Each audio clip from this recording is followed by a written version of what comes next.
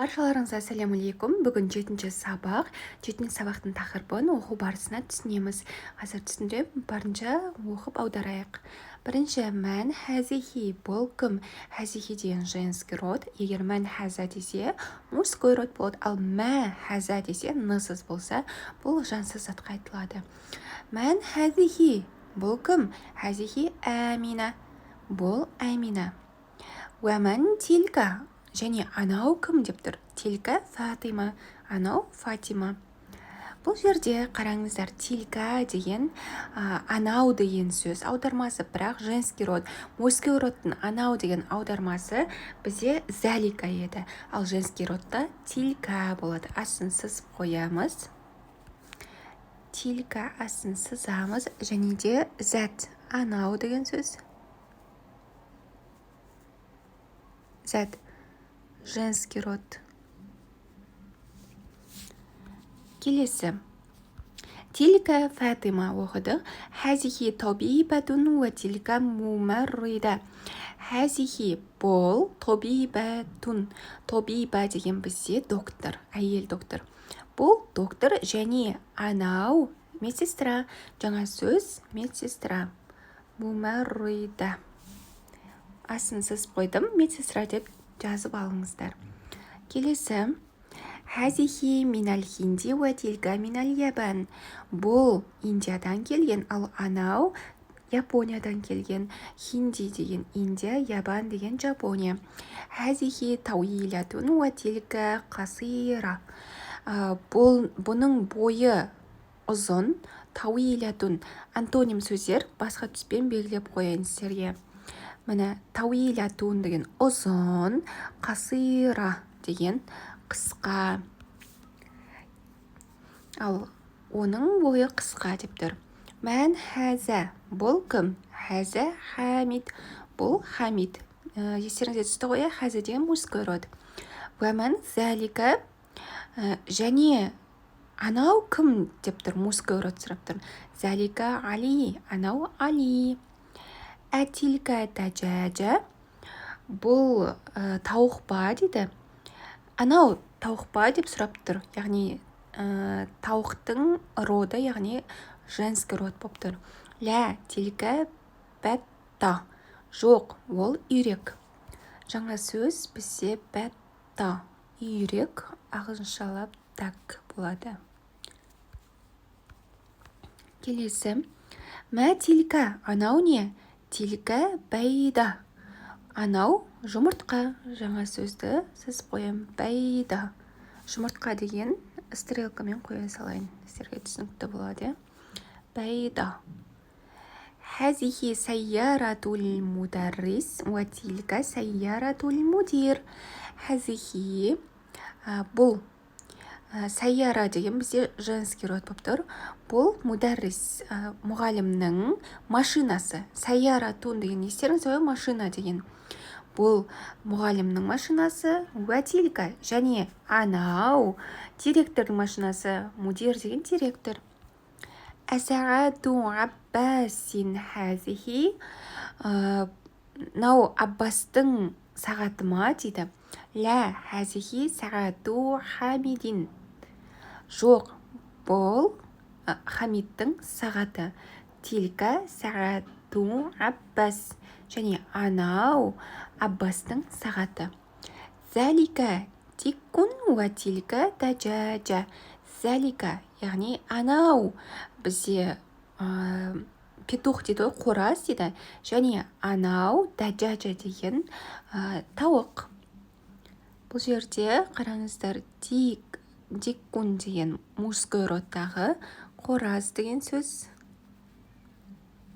Тәжәжә деген тауық, яғни женский род.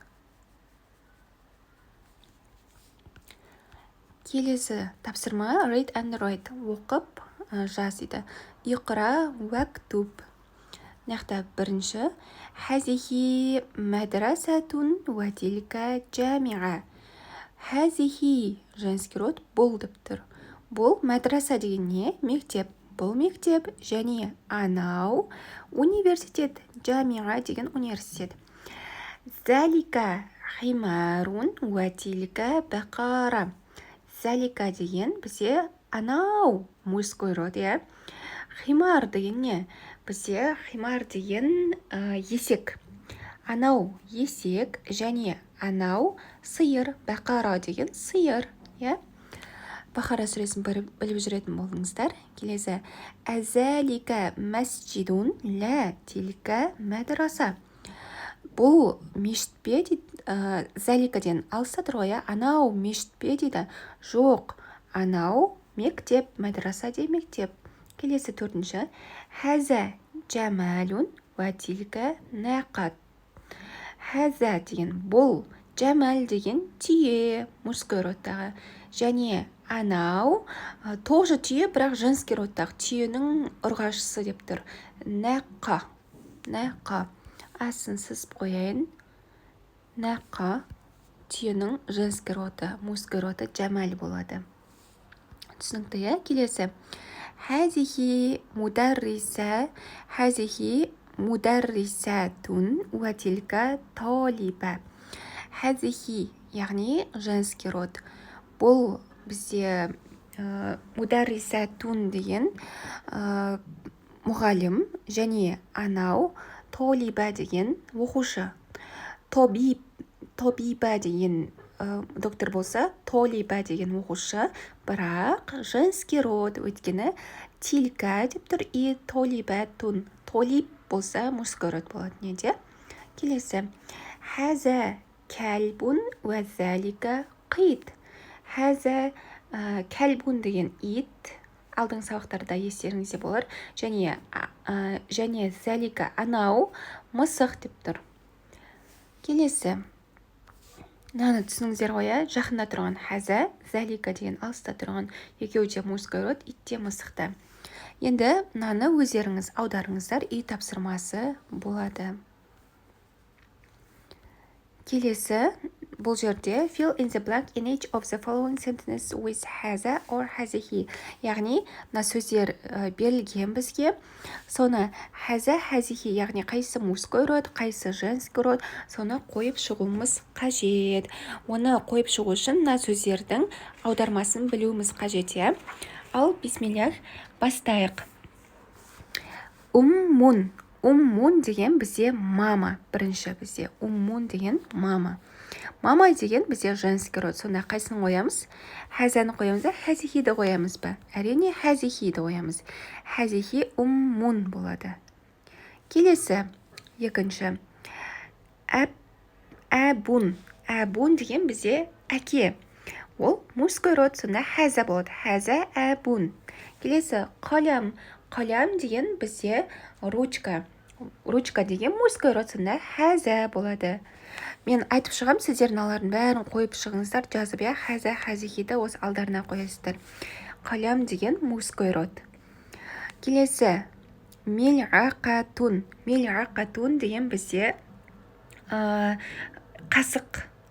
Қасық деген бізде женский род. Сонда хәзихи болады. Хәзихи мил'ақатун. Келесі, ғайн деген көз. Көз деген бізде женский род, өткені адамның жұп дене мүшелері женский род болады. Сонда хәзихи айнун. Келесі, хаджарун. Хаджар деген бізде тас. Тас деген мужской род, сонда хәзә хаджарун болады. Келесі, қамисун. Қамисун деген рубашка. Рубашка деген мужской род, сонда хәзә қамисун.